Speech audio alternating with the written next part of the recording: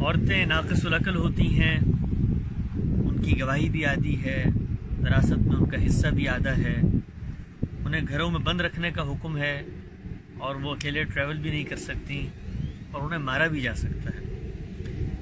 آج خواتین کا عالمی دن ہے اور ہم سب کو اس دن کے موقع پر انہیں وش کرنا چاہیے ہے، ان کا شکریہ ادا کرنا چاہیے ہے، ان کی ان خدمات کے عوض جو وہ معاشرے میں، خاندان میں، ہر سطح پر انجام دے رہی ہیں۔ یہ دن در حقیقت یاد دہانی کے لیے ہوتے ہیں۔ ان دنوں کا مقصد یہ ہے کہ ان کے ساتھ ہونے والی زیادتی، حق تلفی، ناانصافی، ظلم اور جبر کے جو بھی طور طریقے ہیں ان کے خلاف جدوجہد کی جائے، ان کے خلاف لاہ عمل تشکیل دیا جائے، اور وہ نظریات، وہ بیانیے، وہ افکار جو اس حق تلفی اور اس بے انصافی اور خلاف عدل اس معاملے کو جسٹیفائی کرتے ہیں، سپورٹ کرتے ہیں، ان کو بھی کاؤنٹر کیا جائے۔ اللہ تعالیٰ کی نظر میں مرد اور عورت برابر ہیں، اس نے ان دونوں کو دنیا میں برابر کینڈیڈیٹس کی صورت میں اس امتحان میں شریک کیا ہے، اور نتیجے کے اعتبار سے بھی یہ دونوں جنت کی شہریت بالکل برابری کی سطح پر حاصل کریں گے۔ ہمارے استاد جناب جاوید احمد غامدی صاحب نے بہت تفکر کے ساتھ اس نقطے کی طرف توجہ دلائی کہ مذہب اور مذہبی فکر یہ دو الگ الگ چیزیں ہیں۔ عورتیں جس وقت مذہب کا نیریٹو سنتی ہیں اور ان کو بتایا جاتا ہے کہ دین آپ کے بارے میں کیا سوچتا ہے، تو وہ چیزیں ایسی ہیں کہ جن کو اگر آپ حق تلفی سے تعبیر کریں تو یہ غلط نہ ہوگا، جنہیں اگر آپ زیادتی سے تعبیر کریں تو یہ غلط نہ ہوگا۔ اور وہ چیزیں جن کا میں نے ابتدا میں ذکر کیا، جس وقت ایک خاتون سنتی ہے تو آپ سوچیں کہ اگرچہ وہ کچھ کہہ نہ سکے لیکن دل میں یہ جذبہ ضرور پیدا ہوتا ہے کہ جہاں اور جگہوں پر سماج میں ناہمواریاں ہیں اور ان کے ساتھ برابری کا معاملہ نہیں کیا جا رہا، مذہب کے ہاں بھی یہی چیز جاری ہے۔ غامدی صاحب نے بہت ہیمر کر کے یہ بات سمجھائی کہ ایک ہے دین، ایک ہے مذہب، اور ایک ہے مذہب کی انٹرپریٹیشن، مذہب کی انڈرسٹینڈنگ، مذہب کی تفہیم، مذہب کو سمجھنے کا عمل۔ یہ دونوں چیزیں بالکل الگ الگ چیزیں، مختلف چیزیں۔ یہ پہلی چیز اللہ کا حکم ہے، اس کی منشا ہے، وہ قرآن مجید میں موجود ہے، وہ سنت میں موجود ہے۔ یہ دوسری چیز انسان کا وہ سفر ہے جو اس منشا کو سمجھنے کی طرف ہے۔ لہٰذا اس انڈرسٹینڈنگ کو ریویو کرنا، اس انڈرسٹینڈنگ کو کریٹیکلی انالائز کرنا، اس انڈرسٹینڈنگ پر سوال اٹھانا، یہ ہمیشہ جاری رہنا چاہیے۔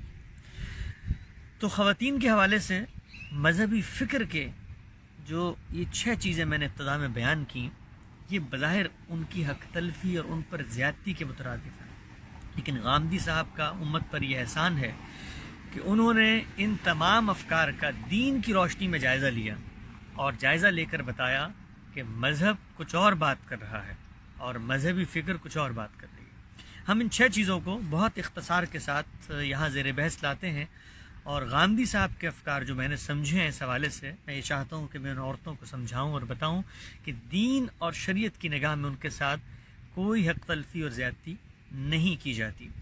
ان کے اس نقطہ نظر کو تفصیلاً ان کی کتابوں میں پڑھا جا سکتا ہے، یہ کچھ تفصیل طلب موضوعات ہیں، لیکن میں کوشش کروں گا کہ چند منٹوں میں ان کو سمیٹ کے اختصار سے اس کا خلاصہ آپ کے سامنے رکھوں۔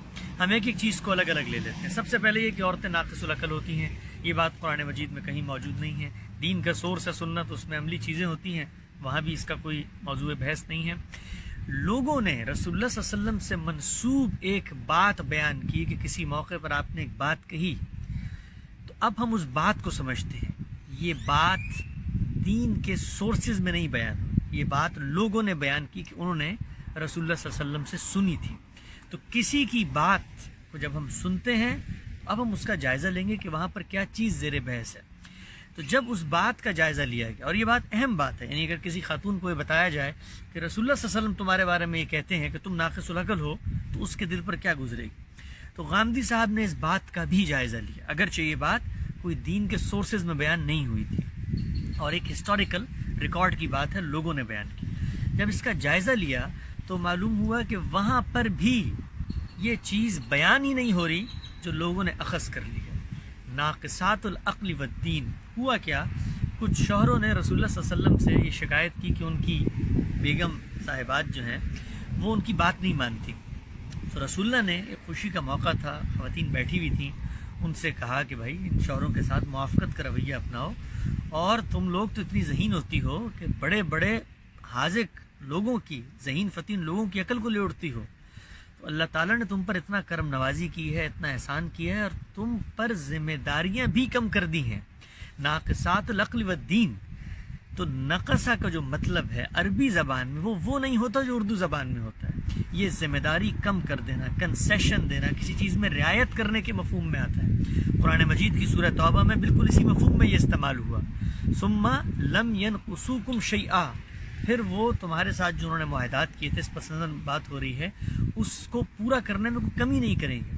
تو رسول اللہ صلی اللہ علیہ وسلم نے ان عورتوں کو کہا کہ بھائی تم ان کے ساتھ موافقت کا رویہ اپناؤ، تمہارے ساتھ تو اللہ نے دنیاوی معاملات میں، یعنی تم پر نہ ذمہ داری ڈالی گئی دنیا کی، اور پھر فرمایا کہ تمہاری گواہی بھی جو ہے وہ آدھی ہوتی ہے، اس کی ہم آگے وضاحت کریں گے الگ سے کہ آدھی گواہی کیوں ہوتی ہے۔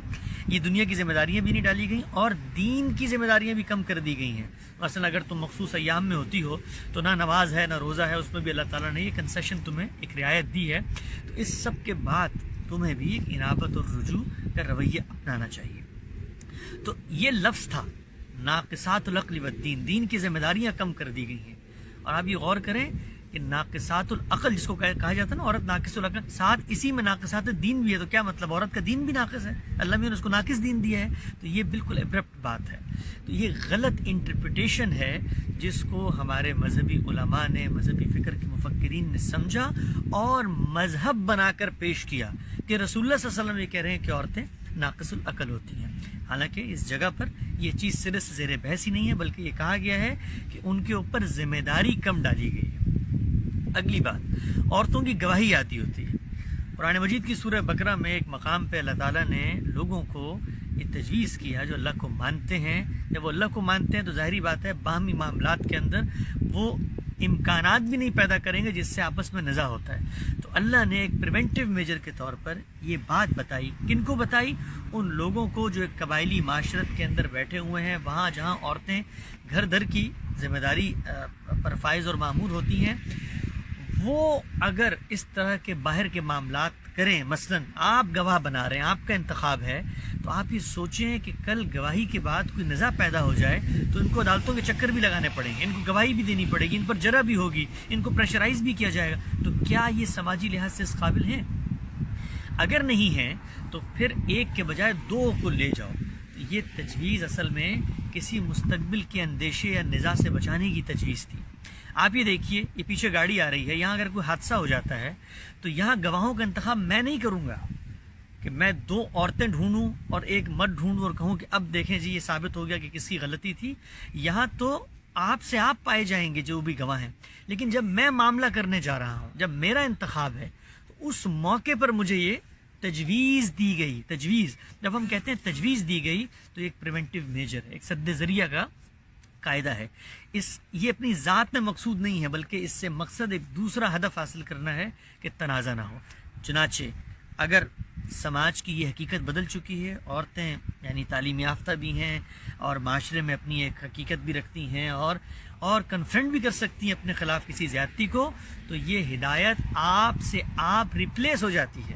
لہٰذا آج آپ اگر کسی آفس میں جاتے ہیں جہاں پر آپ کی لیگل رائٹس ہیں، آپ کی ویڈیو بن رہی ہے اور چیزیں قانون کی سطح پر ہر جگہ موجود ہیں، اور وہاں آپ کوئی پلاٹ خریدتے ہیں تو ایک مرد اور ایک عورت کی گواہی بھی کافی ہے۔ لہٰذا دین کی ہر ہدایت کے کانٹیکسٹ کو سمجھنا چاہیے۔ تو یہ دوسری بات تھی جو ہماری مذہبی فکر میں پیش کی جاتی ہے، بظاہر عورتوں کی ایک تلفی لگتی ہے، لیکن غامدی صاحب نے بتایا، اس حکم کی اصل کو سمجھ کے بتایا، اس پر براہ راست غور کر کے بتایا کہ یہ چیز زیر بحث ہی نہیں۔ اس کے بعد تیسری چیز یہ تھی کہ عورتوں کو گھروں میں بند کر کے رکھنے کا حکم ہے۔ وَقَرْنَ فِي بُيُوتِكُنَّ، سورہ احزاب کے اندر یہ آیا ہے کہ اصلاً تو ان کو گھروں میں بند رکھنا ہے۔ تو یہ جو نکل رہی ہیں ابھی آج کل، چلو مجبوری ہے کوئی نہیں، لیکن اصلاً حکم یہی ہے، یہ بالعموم سمجھا جاتا ہے۔ قرآن مجید میں بلکہ کسی بھی کتاب کو جب آپ پڑھتے ہیں تو اس کے آگے، اس کے پیچھے، اس کا سیاق، اس کا سباق، اس کا کانٹیکسٹ، اس کے مخاطبین، اس کا موقع گفتگو، سب کو سمجھتے ہیں۔ لیکن یہ ستم ظریفی ہے کہ ہم قرآن مجید کو جب پڑھتے ہیں تو ان سب چیزوں کو اگنور اور نظر انداز کر دیتے ہیں۔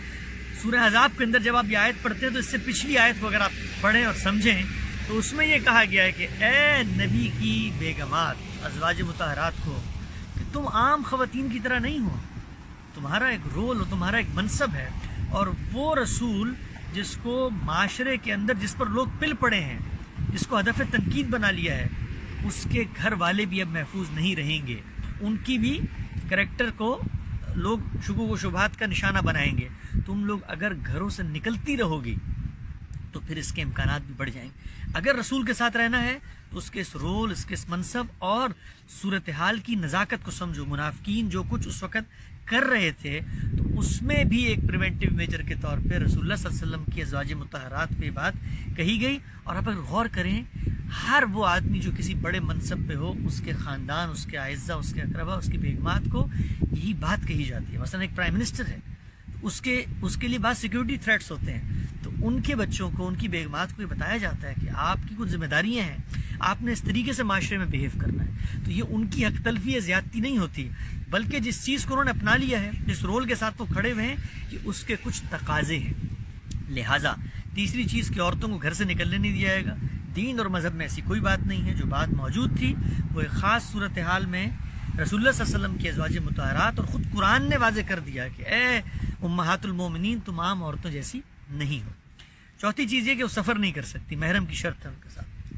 یہ بات بھی بالکل بے بنیاد ہے، غلط ہے۔ ایک غلط چیز کو آپ اگر غلط جگہ پلیس کریں گے تو اس سے یہی نتیجہ نکلے گا۔ رسول اللہ صلی اللہ علیہ وسلم نے اپنے معاشرے کے اندر، قبائلی معاشرہ تھا، لوگ پیدل سفر کرتے تھے، گھوڑوں پہ سفر کرتے تھے، بسا اوقات ہفتے مہینے لگ جاتے تھے، راستے میں رہزنوں کا ڈر رہتا تھا، قافلوں پہ حملے ہو جاتے تھے، ریپ کر دیے جاتے تھے۔ اس صورتحال میں، اس معاشرت میں جہاں پر سفر کے اسباب نہیں تھے، لوگوں کو یہ تجویز دی، جیسے ایک دانا، ایک حاذق، ایک حکیم شخص یہ تجویز دیتا ہے کہ جب تم نکلو، عورتوں کو کہا، تو پھر اپنے مردوں کو بھی ساتھ رکھو، یہ لمبے اسفار ہوں۔ تو یہاں بھی آپ دیکھیں کہ یہ جو ہدایت کا رخ ہے وہ بھی ایک پریونٹیو میجر ہے، ایک سد ذریعہ کا ہے، کہ اس سے کچھ اور اچیو کرنا ہے، ان کی سیفٹی سیکیورٹی پیش نظر ہے۔ لہٰذا اگر آج کے دور میں ہمیں یہ اعتماد ہوتا ہے کہ ہم اپنی بچی کو، اپنی بہن کو، اپنی ماں کو جہاز میں بٹھا دیں گے اور وہ کراچی سے نیو یارک پہنچ جائیں گی، تو یہ ہدایت اصل میں عورتوں سے متعلق ہوتی ہی نہیں ہے۔ لیکن ہمیں اگر کبھی اندیشہ ہو کہ ہماری بیٹی نے، ہماری بہن نے رات گئے کسی جگہ پر جانا ہے، تو پھر ہم بھی یہی کہیں گے کہ جاتے ہوئے بھائی کو ساتھ لے جاؤ، ابو کو ساتھ لے جاؤ، ماموں کو بتا دو۔